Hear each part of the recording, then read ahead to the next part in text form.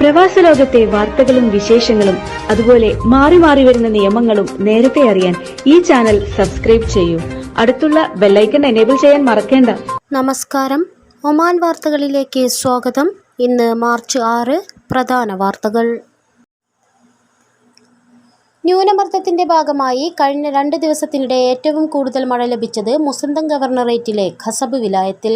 തിങ്കൾ മുതൽ ചൊവ്വാഴ്ച രാവിലെ വരെ 62 മില്ലിമീറ്റർ മഴയാണ് ഇവിടെ ലഭിച്ചതെന്ന് കൃഷി മത്സ്യബന്ധനം ജലവിഭവ മന്ത്രാലയത്തിന്റെ കണക്കുകൾ പറയുന്നു. കനത്ത മഴയുടെ പശ്ചാത്തലത്തിൽ 4 ഗവർണറേറ്റിലെ വിദ്യാഭ്യാസ സ്ഥാപനങ്ങൾക്ക് ബുധനാഴ്ച അധികൃതർ അവധി പ്രഖ്യാപിച്ചു. ദാഹിറ, ദാഖിലിയ, തെക്കുവടക്ക് ഷർക്കിയ ഗവർണറേറ്റുകളിലെ വിദ്യാഭ്യാസ സ്ഥാപനങ്ങൾക്കാണ് അവധി നൽകിയിട്ടുള്ളത്.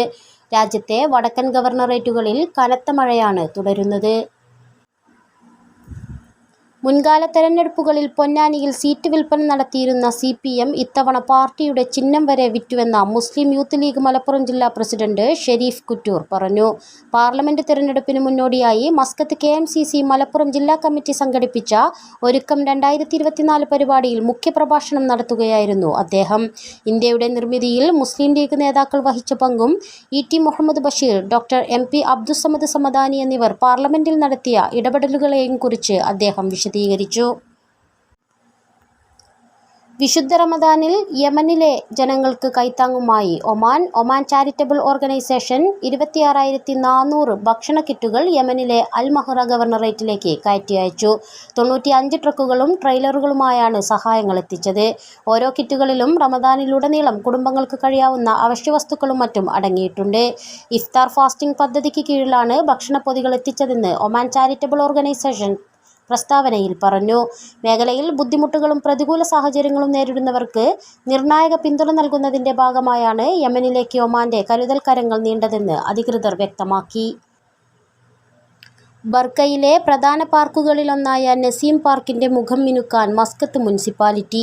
നടപ്പാതകൾ, ഇരിപ്പിടങ്ങൾ തുടങ്ങിയവ പുതിയ ആകർഷണങ്ങളോടെ പുനർരൂപകൽപ്പന ചെയ്യാനാണ് മസ്കത്ത് മുനിസിപ്പാലിറ്റി ഒരുങ്ങുന്നത്.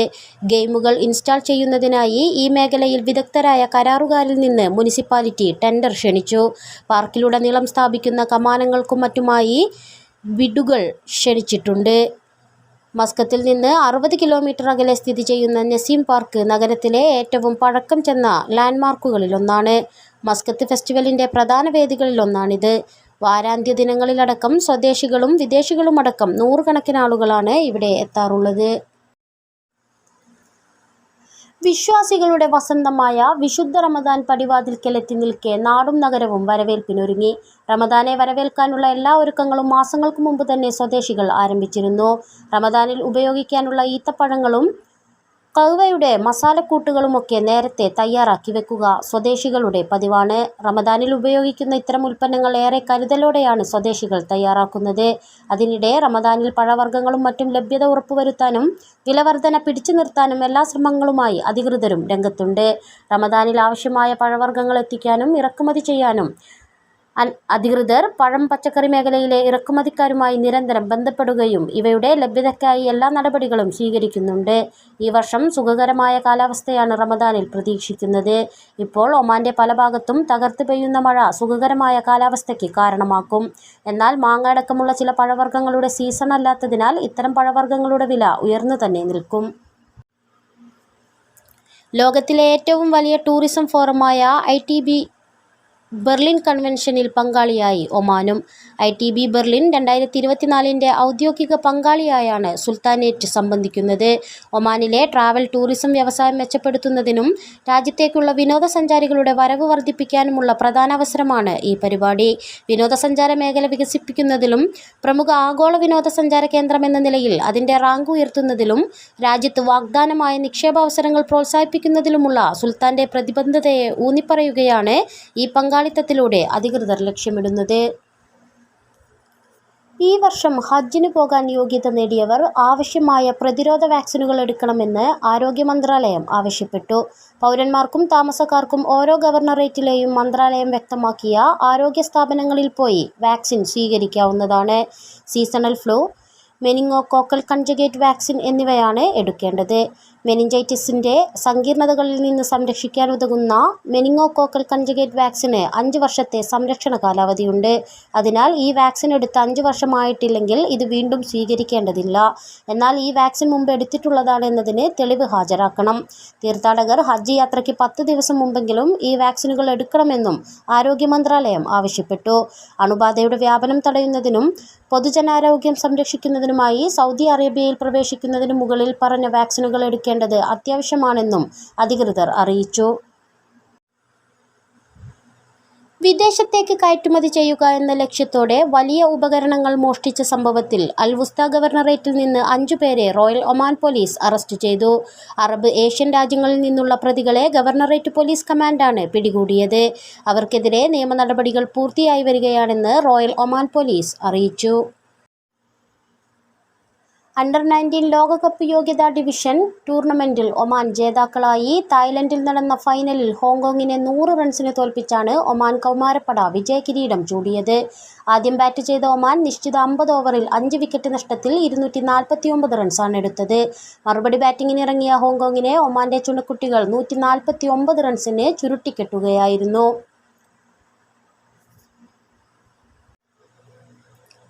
ന്യൂനമർദ്ദത്തിന്റെ ഭാഗമായി ഒമാന്റെ വടക്കൻ ഗവർണറേറ്റുകളിൽ കനത്ത മഴ തുടരുന്നു. കാറ്റിന്റെയും ഇടിയുടെയും അകമ്പടിയോടെയാണ് മഴ കോരിച്ചൊരിയുന്നത്. വിവിധയിടങ്ങളിൽ ആലിപ്പഴവും വർഷിച്ചു. അനിഷ്ട സംഭവങ്ങളൊന്നും എവിടെ നിന്നും റിപ്പോർട്ട് ചെയ്തിട്ടില്ല. വാദികൾ നിറഞ്ഞൊഴുകുന്നതിനാൽ മുറിച്ചു കടക്കരുതെന്നും ജാഗ്രത പാലിക്കണമെന്നും നിർദ്ദേശം നൽകി. ബുറൈമി, വടക്കൻ ബാത്തിന ഗവർണറേറ്റുകളിലാണ് രാവിലെ മുതൽ മഴ ലഭിച്ചു തുടങ്ങിയത്. ഉച്ചയ്ക്ക് ശേഷം ദാഹിറ, ദാഖിലിയ, തെക്കൻ Batinah, Muscat ഗവർണറേറ്റുകളിലേക്കും വ്യാപിക്കുകയായിരുന്നു. Sohar, Samail, ഖാബൂറ, Saham, ഡിവ തുടങ്ങിയ സ്ഥലങ്ങളിൽ ഭേദപ്പെട്ട മഴയാണ് ലഭിച്ചത്. ബാത്തിന എക്സ്പ്രസ് വേക്ക് സമീപമുള്ള മലയോര ഗ്രാമങ്ങളിൽ ശക്തമായ കാറ്റിനൊപ്പം കനത്ത മഴയും ആലിപ്പഴ വീഴ്ചയും ഉണ്ടായി. പല ഗവർണറേറ്റുകളിലെയും ഉൾപ്രദേശങ്ങളിലെ റോഡുകളിൽ വെള്ളം കയറി ഗതാഗത തടസ്സവും അനുഭവപ്പെട്ടു. രാവിലെ നേരിയ മഴ ലഭിച്ചതെങ്കിൽ രാത്രിയോടെ കരുത്താർജിക്കുകയായിരുന്നു. മഴ കിട്ടിയ സ്ഥലങ്ങളിലെല്ലാം താപനിലയിൽ പ്രകടമായ മാറ്റം വന്നിട്ടുണ്ട്. പ്രതികൂല കാലാവസ്ഥയെ തുടർന്ന് വടക്കൻ ബാത്തിന, ബുറൈമി, ദാഹിറ ഗവർണറേറ്റുകളിലെ സർക്കാർ സ്വകാര്യ സ്കൂളുകൾക്ക് ചൊവ്വാഴ്ച അവധി നൽകി.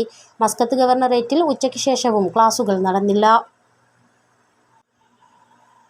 സീബ് വിലായത്തിലെ അൽഖൂദിലെ ഒമാൻ ബൊട്ടാണിക് ഗാർഡനിലേക്കുള്ള റോഡ് വികസിപ്പിക്കുന്നതിനായി മസ്കത്ത് മുനിസിപ്പാലിറ്റി ഇതിനായി ടെൻഡർ ക്ഷണിച്ചതായി അധികൃതർ അറിയിച്ചു.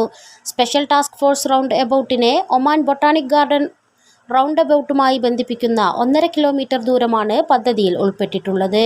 ഗാർഡനിലേക്കുള്ള പ്രവേശനം സുഗമമാക്കുന്നതിന് ബാരിയർ റെയിലിംഗുകൾക്ക് പുറമെ 1 കിലോമീറ്റർ ദൈർഘ്യമുള്ള ദ്വിതീയ റോഡുകളുടെ ശൃംഖല, ഉപരിതല ജല ഡ്രെയിനേജ് സംവിധാനങ്ങളും മറ്റ് സൗകര്യങ്ങളും ഒരുക്കും.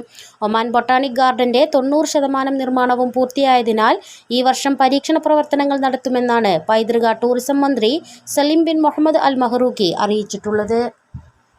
ഇതോടുകൂടി ഇന്നത്തെ വാർത്തകൾ ഇവിടെ പൂർണ്ണമാവുന്നു. കൂടുതൽ ഒമാൻ വാർത്തകളും വിശേഷങ്ങളുമായി നാളെ വീണ്ടും കാണാം. നമസ്കാരം.